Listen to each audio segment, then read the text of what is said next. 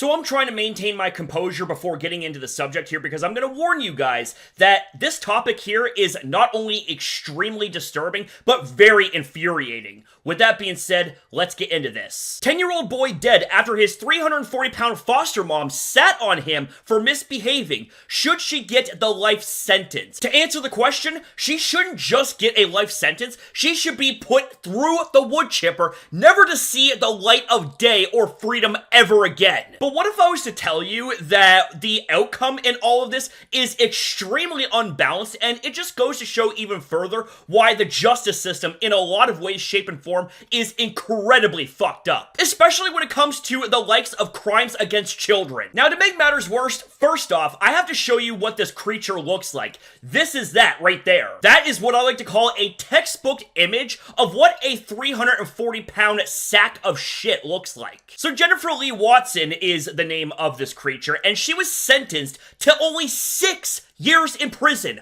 Fucking 6 years. There are those out there that get much larger sentences for far less, and you mean to tell me that this ogre, this absolute poor excuse of a subhuman, only gets 6 years for literally murdering a child? What the fuck? Wilson told police that when she attempted to stop him from leaving, she does not know if she tackled Dakota or they fell to the ground. However, her intention was to hold him. She said she sat on his midsection for about 5 minutes. He eventually stopped moving, but she believed he was faking. Are you faking? She asked before she rolled him over and noticed his eyelids were pale. Wilson then began performing CPR and called 911. There is an endless amount of things wrong here in that statement. This creature is 4 times the size of this poor kid, and she thought that the best thing to do was to sit on his midsection until he stopped moving? The neighbor told officers that Dakota ran to her house before the medical emergency